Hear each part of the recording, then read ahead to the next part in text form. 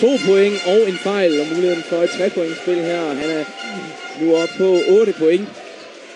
Og det er nok den start, de har stået og drømt om nede i omklædningsrummet ved Tommy Nielsen. Ja, det er en rigtig god start for BMS her. Alexander, der også sætter sin straffe, der bringer ham op på 9 point. Helt tydeligt, BMS vil kigge efter at bruge deres størrelse her i den anden halvleg af kampen her. Både med Alexander Birketoft, Matt Williams og Kasper Ishøj på banen samtidig. Det er altså en størrelse, som Falcon har rigtig svært ved at matche. Så er de foran for første gang i kampen, siden de var foran 2-0. Inden ham her, Christian Thomsen, han brændte sig varm i første kvarter. Og siden da har han altså ikke helt haft den store held med at få det i. Står stadig dog noteret for 18 point, tror jeg det er.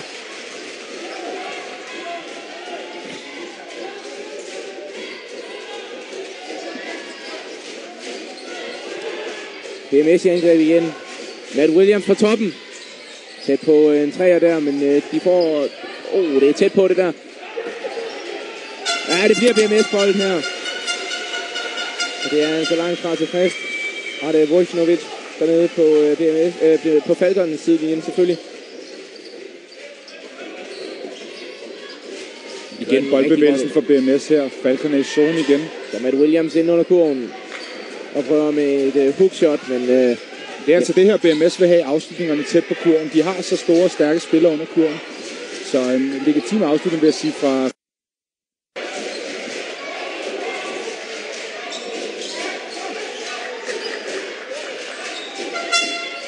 Og de har altså igen fået Joachim Nielsen ind Falcon til ligesom at veje det lidt op. Her er et rigtig, rigtig godt skud på pladen af kampens topscorer her, Christian Thomsen, som vi også havde igennem i pausen. Det er altså 20 ud af 31 point. Det er til at tage at føle på. Der er vist ikke nogen tvivl om, hvem der har båret læsset for Falcon den her kamp.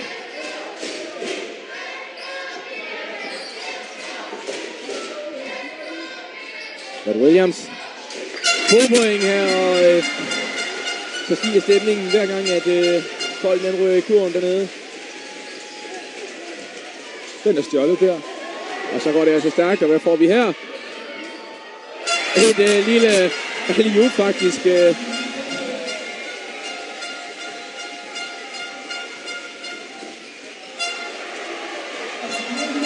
Og stil hernede, det går altså rigtig godt. Og det er altså Niki Tajimi hernede, der lige nu styrer banen. Han får den igen, han er varm, så han prøver. Og så går den altså ikke længere. Rebound af Ife Lundberg her, han får ført bolden op, og der er de altså gode i det her transition-spil.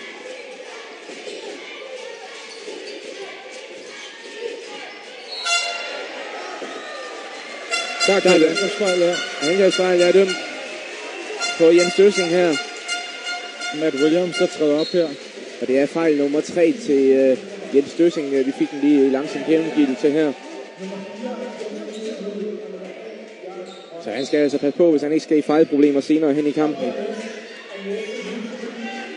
Og lige når vi snakker fejlproblemer, så er det jo egentlig også flot, at Matt Williams han slet ikke har snuppet en eneste efter de 2, han fik efter bare 2 minutter. Og det giver ham selvfølgelig lidt at leve på nu. Jeg er sikker på, at han har fået at vide fra Tommy Nielsens side, at han skal holde nallerne for sig selv her, for de har bestemt brug for hans indsats, hvis de skal køre den her hjem. Og også tydeligt, at det var lige den periode, hvor han ikke var på banen, at de virkelig blev kørt over. Ja, Matt, han bidrager med meget for BMS-holdet her.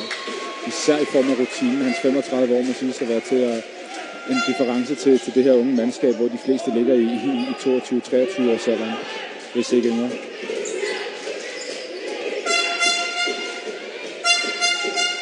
Christian Thomsen her. Og 5 her til Niki Tajimi. Tamidi for at stjæle bolden.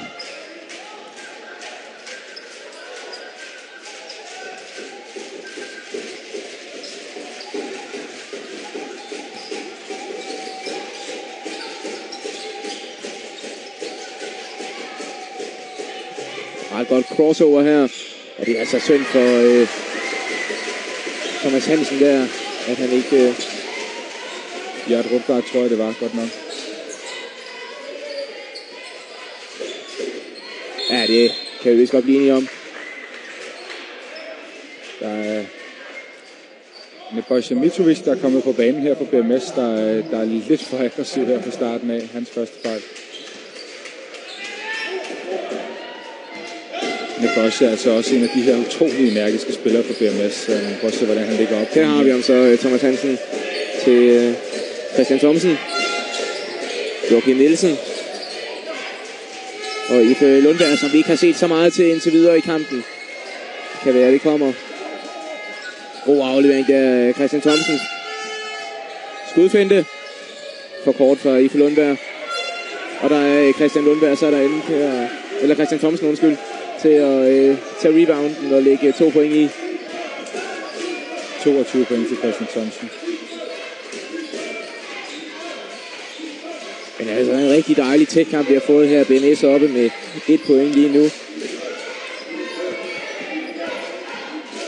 Niki Tamili. Jeg tror, han er ude bag baglinjen der.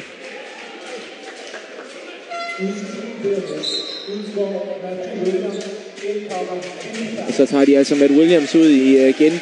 Giver ham lige en lille pause. Og sætter Philip Kjær ind til at det er Joachim Nielsen derinde.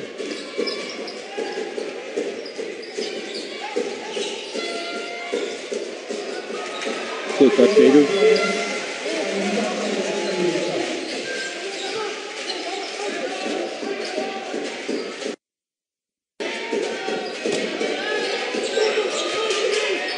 Tre point. Den er skæv, den der.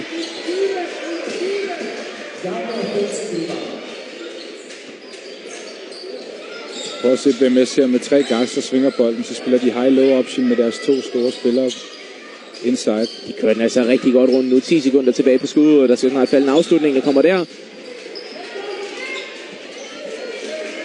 Og Christian Thomsen, som har vist sig som en rigtig værdifuld profil, det var det, jeg vil sige, for Falcon her. Og en fejl på Mitrovic her.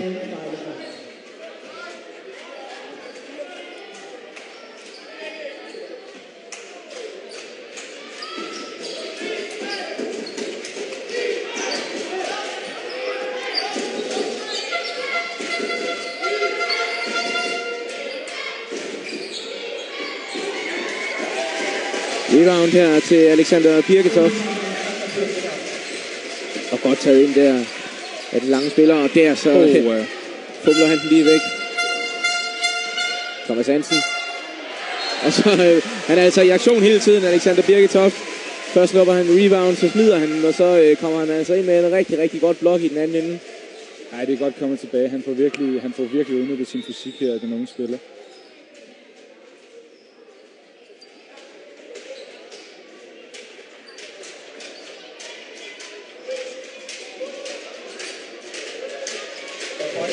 Ja, vi får den lige langsom gengivelse her. Der er altså bare lukket for Thomas Hansen. Og de kæmper altså om at holde fast i en topplacering. De her 2 hold begge lægger lige i slipstrømmen af de 2 tophold i ligaen fra VK Amager og Køge, der begge har snuppet alle point, de kunne få i løbet af sæsonen. Her hvor vi får en udskiftning. Mads Philipsen, han kommer ind med det karakteristiske hår her. Men altså indtil videre en tabt kamp ud af 4 mulige for begge mandskaber, og formentlig, hvis ikke den ender uafgjort, så har de et af holdene i hvert fald et nederlag mere bagefter. Det er interessant at se, hvem der følger sig bedst ud her. Christian Thomsen igen. Med den her gang, der brænder han altså, og BMS stadig foran med 1 point. Mads Philipsen får bolden her. Mitrovic. Og de er altså gode til at hente reboundsene lige nu, hjemmeholdet her. Så man kan altså tillade sig at forsøge lidt ude bagfra. Hold bold.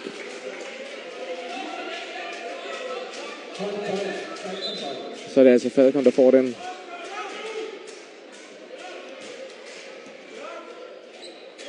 Her har vi Thomas Hansen, der står noteret for bare 2 point indtil videre i kampen.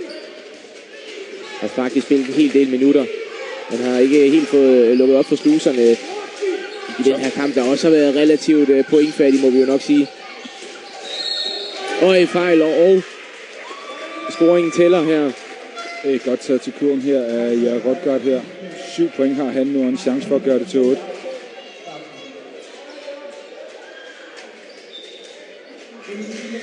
Ja, tyskeren her, Jørgen Rotgaard, der både kan spille point guard, shooting guard og small forward. Vi får den lige her igen i langsom gengivelse. Og stor fortrydelse, eller stor ærgelse dernede i BMS forsvar, men Rotgaard her er rigtig, rigtig god i transition-spil, og rigtig god til at drive, som vi også så her. Og altså en af de spillere, der har holdt ved, selvom det er blevet til en nedrykning her i sidste sæson. Mads Philipsen fører bolden op her fra BMS. Og vi har fået Matt Williams tilbage på banen.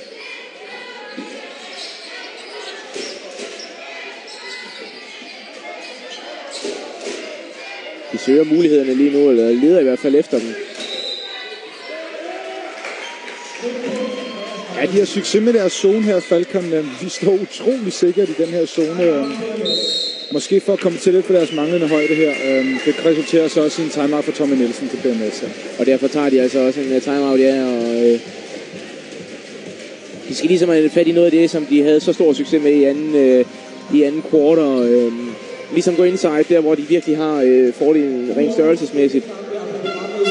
Nej, der har ikke været stor træfsikkerhed fra her i starten i hvert fald. Ja, så skete der lidt i den her kamp, og man må sige, Falcon har vel egentlig fået okay styr på det nu? Ja, en slem start med et and-one play og komme bagud mentalt betyder det meget. Men jeg synes, Falcon har fået styr på deres forsvar. Det er helt klart, at BMS er meget, meget svært ved at komme til de afslutninger, de gerne vil have tæt på kurven på grund af zoneforsvaret. Og vi så her til sidst ved Jørgs drive, at de får sådan en afslutning, som de gerne vil have. Og det er selvfølgelig det, de skal hele tiden. De skal flytte bolden og angribe, bruge deres fart, og så skal de sørge for, at de ikke kommer tæt på kurven i den anden ende. Ja. Hvem tror du vinder tredje periode? Det gør Falcon. Det gør Falcon. Ja, og med de ord, så skal vi jo lige smut tilbage til Skovlundhallen, hvor der er jo en spændende tredje periode i gang. Der er jo kun lige få point, der skiller de her to hold. Og jeg vil sige, at selvom at du siger, at Falcon vinder, Claus, så kan meget ske i den her kamp. Lad os komme tilbage til Skovlundhallen og se, hvordan tredje periode den fortsætter. High post til low post mulighed, de får i form af Falcons 2-3 zone, der altså åbner midten, hvis de får bolden der. Mark Adrian her i billedet, så vi ikke rigtig har fået set det gode 3-pointsskud, som han ellers er lidt berygtet for, at han har.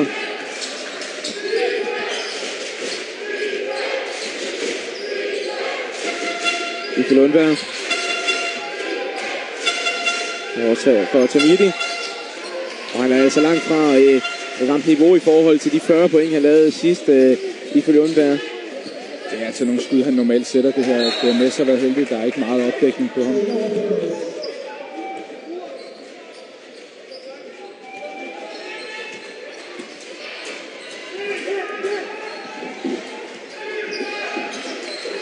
Også en meget smal bænk Falcon head coach har valgt at spille her til aften. Det er stadigvæk 4 Falcon-spillere, vi mangler at se i aktion.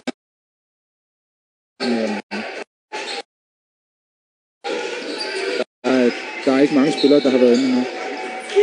Men hvad jeg sådan har ladet mig fortælle, så er der også flere af de spillere, som er mere eller mindre småskade. Blandt andet en spiller som Bjørn Uche Obi dernede. Han døjer altså med småskader, men er alligevel med på bænken her til aften. Jeg kan se, at vi er ved at få en udskiftning her. Jens Døssing, han skal på banen igen om ikke så forfærdelig lang tid. 10 sekunder tilbage på skudord. De går ind til Matt Williams. Rigtig gode bevægelser dernede af den 35-årige amerikaner, og bruger lige glasset, og så har vi udligningen 36-36. Lundberg.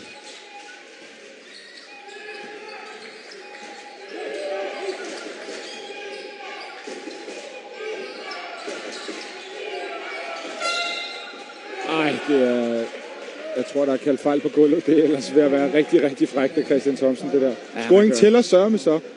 2 point til Christian Thomsen og en tur til linjen. fejl oven i købet på Matt Williams. Hans tredje fejl her. Det kunne ikke være meget bedre for Falcon. 24 point til Christian her, og en tur til linjen. Chancen for 25.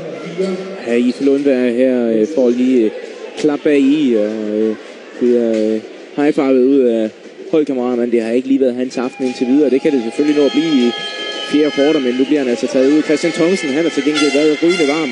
Havde lige et lille slump i anden kvarter, men har spillet sig op igen nu her. Og jeg kan knap nok tælle, hvor mange han har. 25 point må det være. Matt Williams.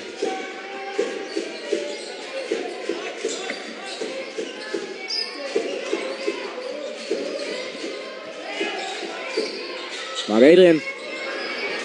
Ellers en fri træer, han får der. De har været chokerende ringe bag trepointslinjen BMS her til aften. Der er slet ikke deres vante skarphed, og det har de altså også fået at føle her.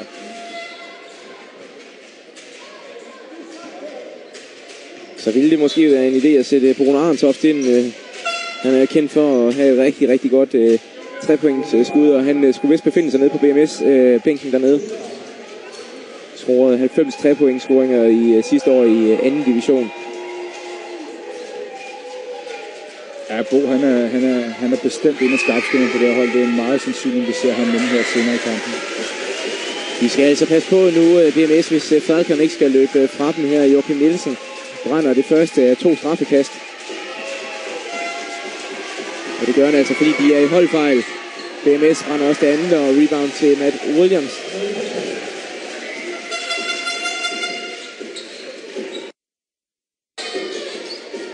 Et minut tilbage af tredje kvarter her, og lad os se, om BMS de kan slutte lige så godt af, som de gjorde i anden. Alt for langt den der god rebound derinde med Sheedy, der ellers kun er lidt over 180 cm.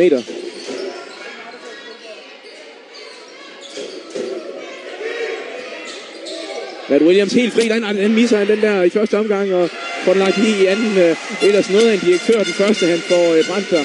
Og 26 sekunder tilbage af skuduret, eller tiden her. Og det betyder altså, at Falcon de kan lukke hele tredje kvarter af. 10 sekunder tilbage nu. Vi går selvfølgelig til Christian Thomsen, der har været brandvarm i dag. Matt Williams, 3 sekunder igen. Der er mulighed for at den skud her. Mark Adrian. Det er faktisk tæt på det. Længden er der, men den er altså lige en halv meter skæv. Men de slutter altså godt af igen, BMS her. Nu kun bagud 1 point. Og så lige for at runde den her tredje kvartal af, så må vi jo sige, at det var måske det mest lige af dem alle sammen. Indtil videre i hvert fald.